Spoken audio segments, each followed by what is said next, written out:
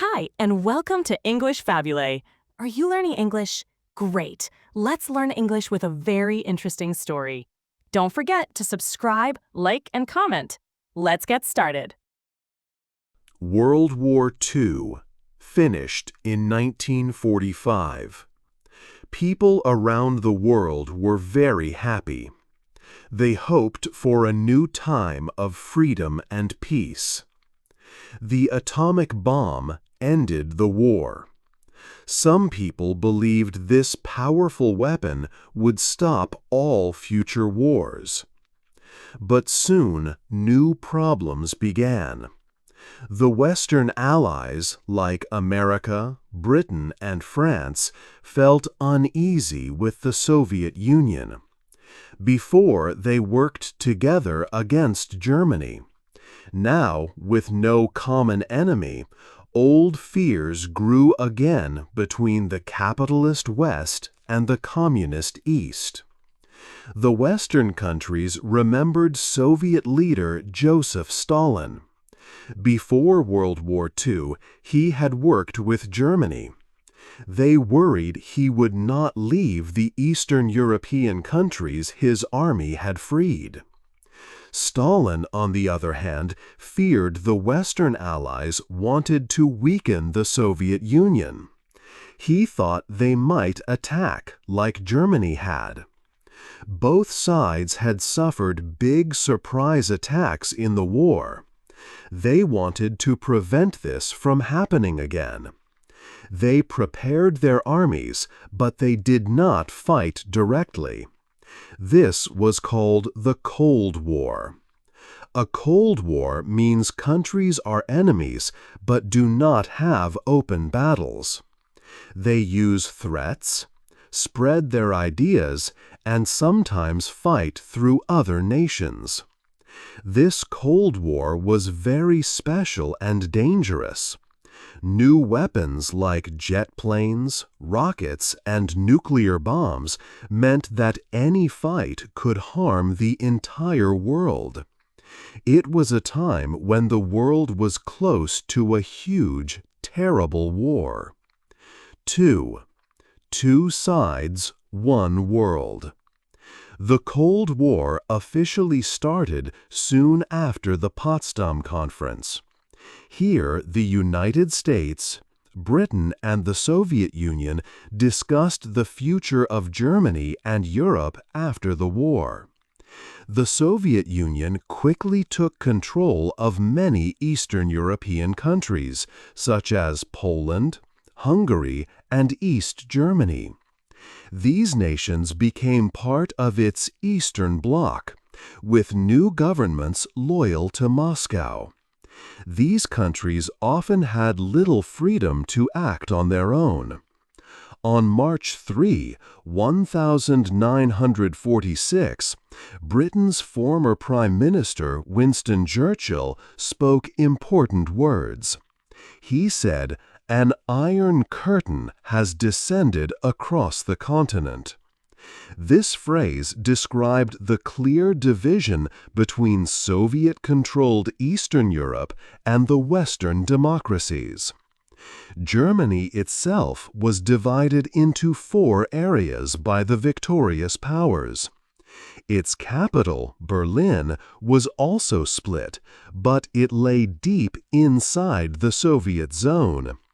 This situation greatly upset the Soviet leader Stalin, who believed all of Berlin should be under his control, since his troops had fought hard there. On June 24, 1948, Stalin tried to force the Western powers out of Berlin. He blocked all land routes to West Berlin, hoping to starve the people and make the Western countries leave. But the United States and its allies did not give up. Instead, they organized the Berlin Airlift. For almost a year, thousands of planes, including old bombers, flew food, fuel, and supplies into West Berlin every day. Pilots even dropped sweets for German children. Planes landed and took off, sometimes every 30 seconds.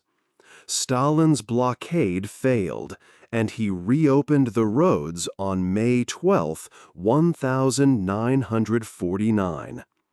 This event was the first major confrontation of the Cold War. The Berlin blockade showed that the Soviet Union was a real threat to Western Europe. To protect themselves, 12 Western nations, including the United States, Canada, Britain, and France, formed the North Atlantic Treaty Organization, or NATO, on April 4, 1949. NATO was created for mutual defense. Its main idea was simple. An attack on one member country would be seen as an attack on all member countries. This united the armies of these nations against possible Soviet aggression. 3. Bigger bombs, bigger fights. The United States first had atomic weapons after World War II. President Truman told Soviet leader Joseph Stalin about this super weapon. But Stalin already knew, as his spies stole secrets from the American bomb project. Stalin then ordered his own scientists to build a similar weapon. On August 29, 1949, the Soviet Union tested its first atomic bomb, RDS-1. This test surprised Western countries, who thought the Soviets were years away. This started the nuclear arms race, with both America and the Soviet Union quickly building more powerful weapons. In the early 1950s, big airplanes called bombers were the main way to drop nuclear bombs. The U.S. had many bombers and could base them in Allied countries closer to Soviet targets. This worried the Soviets. They needed their own long-range bombers to attack the U.S. from Soviet land. They developed the Tu-95, a bomber that could threaten American cities. Both sides also began creating air-to-surface nuclear missiles. Another big conflict, a proxy war, started in Korea. After World War II, Korea was split at the 38th parallel. The Soviet Union backed North Korea, and the United States backed South Korea. Most foreign troops left in 1949. North Korea's leader wanted to unite the country under communist rule and asked Stalin for help to invade the South. Stalin agreed. In June 1950, North Korea suddenly attacked South Korea. The United Nations, led by the U.S., sent soldiers from 21 countries. These Allied forces pushed the North Koreans back across the 38th parallel, close to China's border. China then sent a huge army to support North Korea. This made the war much longer and bloodier. There were mass bombings and the first jet-on-jet air battles. The Korean War lasted until 1953. Around 2.8 million people died. In the end, Korea remained divided at the 38th parallel. This war showed how the Cold War could turn hot. 4. Secrets and spies. The Cold War was not only about big armies and powerful nuclear bombs. It was also a hidden war, fought with secrets and spies. After West Germany joined NATO, the Soviet Union created its own military alliance, the Warsaw Pact, in 1955. This group included the Soviet Union and its Eastern European allies. The Warsaw Pact was formed to counter NATO, but the Soviet Union kept strong control over its member countries, making their armies less independent. Both the East and the West deeply wanted to know what the other side was planning. They built large networks of spies to gather intelligence. Being a spy was very dangerous. Captured spies faced long prison sentences or sometimes disappeared completely. Spy planes were a key method for gathering information. In the early 1950s, American and British aircraft flew reconnaissance missions near and sometimes inside Soviet airspace. The Soviets shot down a U.S. spy plane in 1950, the first of many. The United States later developed special U-2 spy planes. These planes flew at very high altitudes, above most Soviet defenses, to take pictures. But Soviet defenses improved. On May 1, 1960, a U-2 plane was shot down over the Soviet Union. Its pilot, Francis Gary Powers, was captured, causing great embarrassment for the United States. Later, both sides used spy satellites and nuclear submarines for intelligence. Human spies also worked undercover, living normal lives to collect military and political data. British spies, like the Cambridge Five, passed secrets to the Soviets.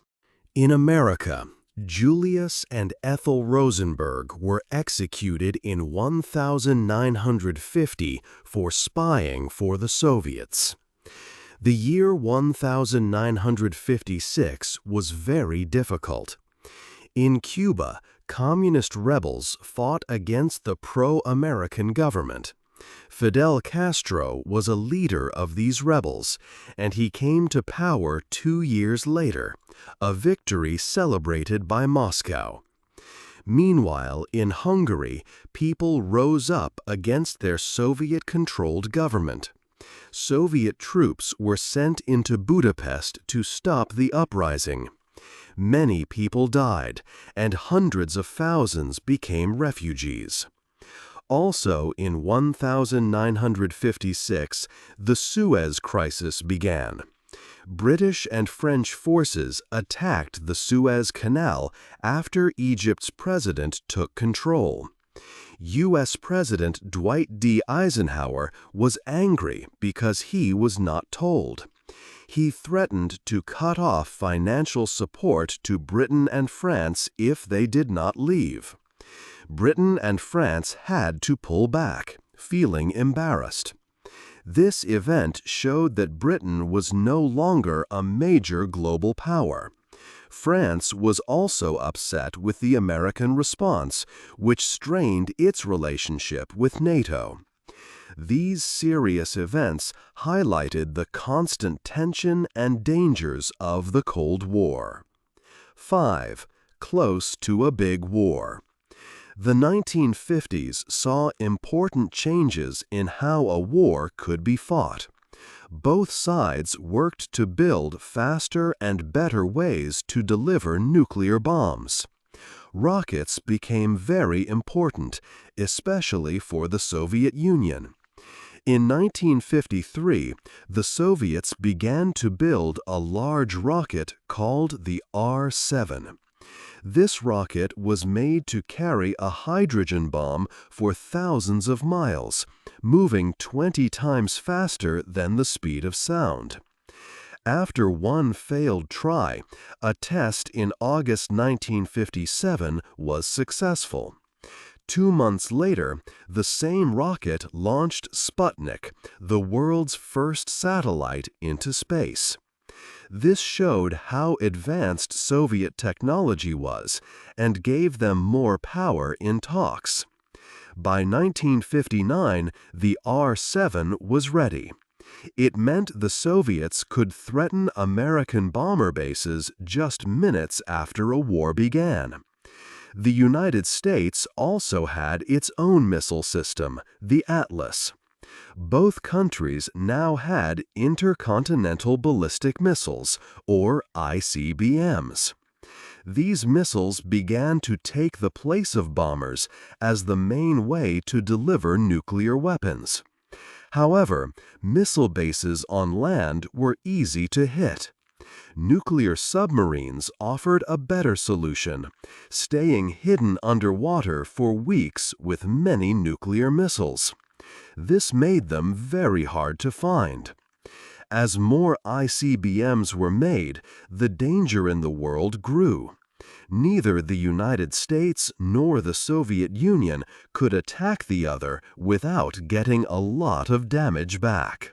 This idea became known as mutually assured destruction, or MAD.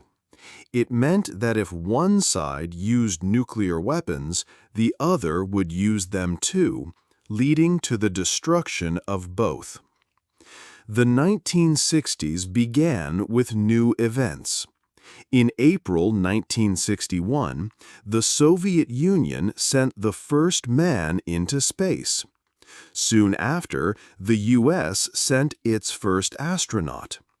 The new U.S. President, John F. Kennedy, then looked at the communist government in Cuba, led by Fidel Castro. Kennedy wanted to remove Castro. The CIA helped anti-communist Cubans living outside Cuba plan an invasion. The CIA believed Cubans would join the fight. But on April 17, 1961, the invasion at a place called the Bay of Pigs failed badly. Castro's forces captured the invaders in just 24 hours. No popular uprising happened. This made Castro ask the Soviet Union for more military help. At the same time, in Germany, a big wall was built around West Berlin. This wall cut West Berlin off from East Germany. It stopped people from moving from east to west and stopped spies. Called the Berlin Wall, it became a strong symbol of the world divided. In October 1962, a U.S. spy plane saw Soviet missiles being built in Cuba. This started the Cuban Missile Crisis. For 13 days, the world was very close to a nuclear war. President Kennedy ordered ships to stop more missiles from coming to Cuba. Both sides talked, some in secret. In the end, Soviet leader Khrushchev agreed to take the missiles out of Cuba. The U.S. promised not to invade Cuba. There was also a secret agreement for the U.S. to remove its missiles from Turkey. This crisis made both sides try harder to avoid fighting each other directly. Instead, they focused on supporting others in smaller wars. 6. The War in Vietnam. Vietnam was a country in Southeast Asia. It was once called French Indochina and was a French colony. During World War II, Japan took control of Vietnam. The Vietnamese formed groups to fight against Japan. One strong group was the Viet Minh, led by Ho Chi Minh. They were communists. After Japan lost the war, the Vietnamese wanted to be a free country. But the United States helped France try to get its colony back. The Viet Minh fought a tough guerrilla war against the French. America gave France many weapons. In 1950, the Soviet Union and China said North Vietnam was an independent state. In the South, France's friends recognized the city of Saigon as the capital of what they called the Republic of Vietnam. The fighting between the Viet Minh and the French ended in 1954. France lost a big battle at Dien Bien Phu and left Vietnam. Neighboring Laos and Cambodia became free. Vietnam was divided into North and South. Soon, new fighting started in the South. This was between the government and a peasant army called the Viet Cong. North Vietnam, led by Ho Chi Minh, supported the Viet Cong. Under President John F. Kennedy and later Lyndon B. Johnson, the United States became more involved. They trained and helped South Vietnam. In 1964, a U.S. warship reported an attack by North Vietnamese boats. Johnson then sent many American soldiers to Vietnam. These combat units began to fight directly against the Viet Cong and the North Vietnamese Army. American forces had better weapons and technology, but they faced a hard guerrilla war in the dense jungle. The enemy, the Viet Cong and North Vietnamese Army, had lived on the land for a long time. They had much experience fighting, first against Japan and then against France. The thick forests and hidden tunnels made it very difficult for American soldiers to fight them.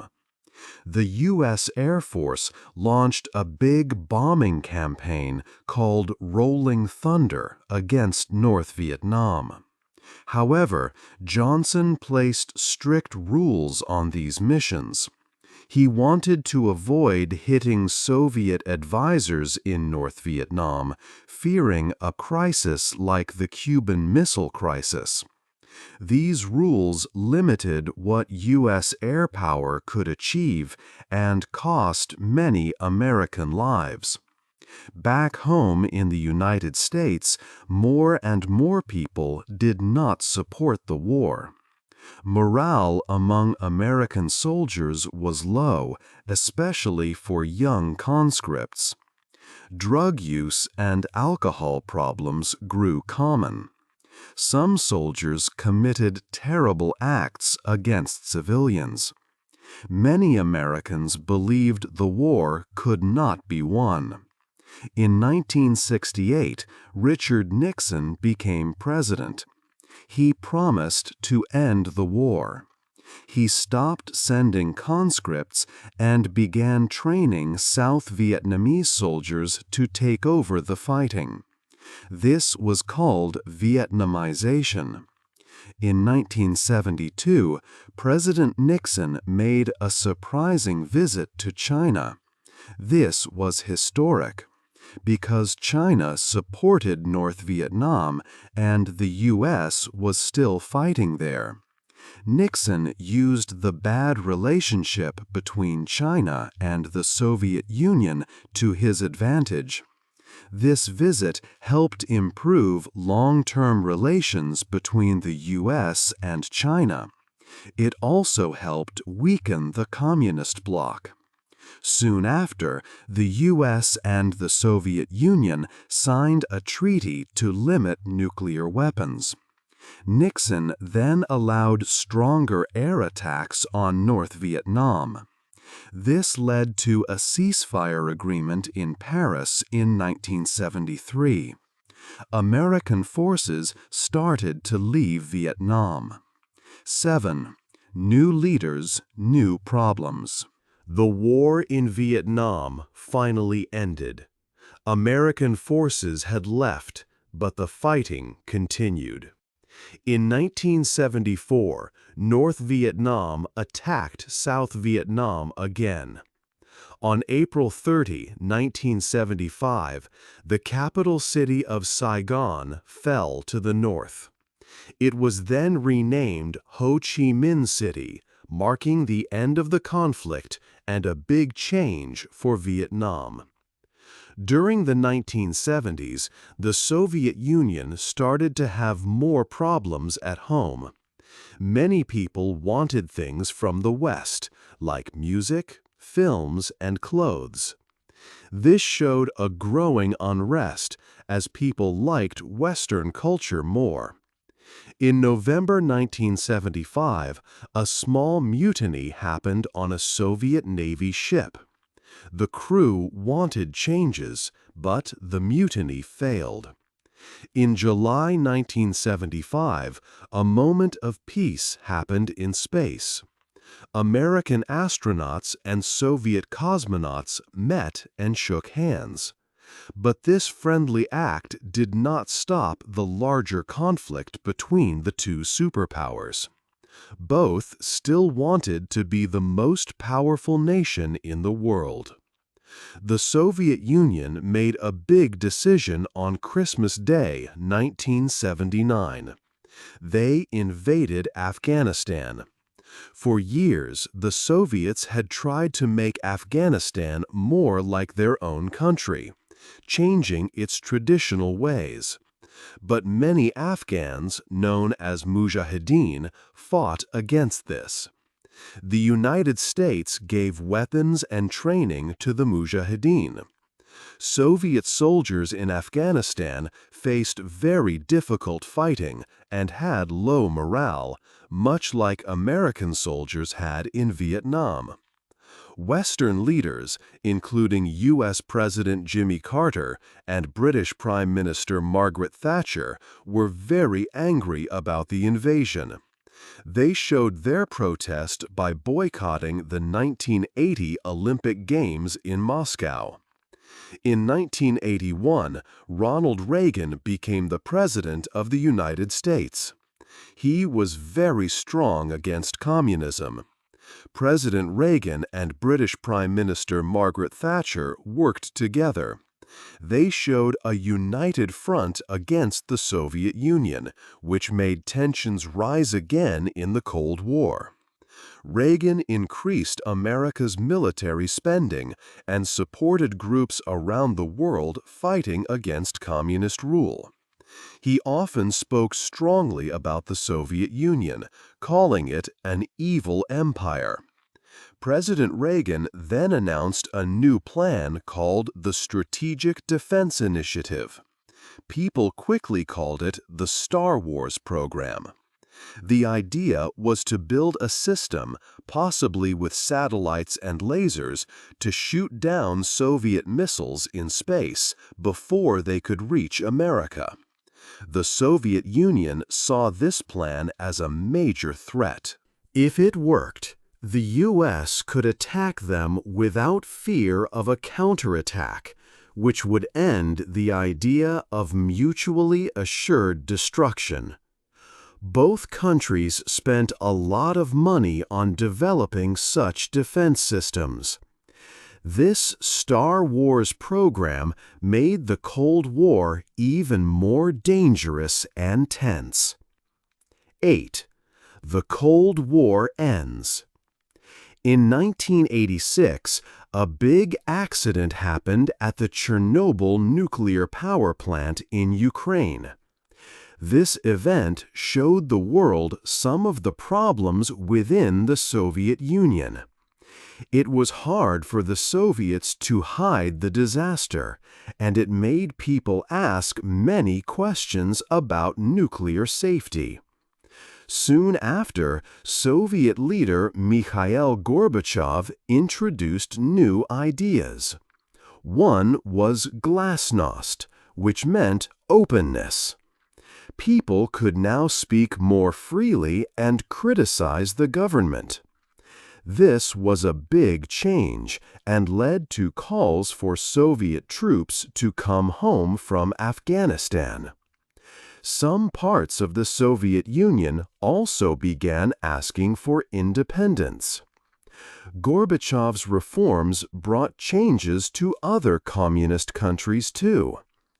In November 1989, thousands of people gathered at the Berlin Wall. They demanded it be torn down, and with a joyful atmosphere, the wall fell. This powerful symbol of the Cold War was gone. East and West Germany then became one country in 1990. After this, communist governments in places like Czechoslovakia, Bulgaria, and Romania also ended. These changes continued inside the Soviet Union. Many Soviet states, such as Lithuania, wanted to be independent. Less than a year later, other states like Belarus and Kazakhstan also sought their own freedom. In August 1991, some leaders who wanted to keep the Soviet Union as it was tried to take power, but they failed. Then, on Christmas Day in 1991, the Soviet Union officially dissolved. The Soviet flag was taken down from the Kremlin, and many new countries were formed. Russia became a new independent state. The end of the Cold War brought much hope. The big fear of a nuclear war between superpowers lessened. However, there were still effects from this long conflict. For instance, the economic cost was very high for all countries involved. Today, relations between Russia and the United States still face difficulties.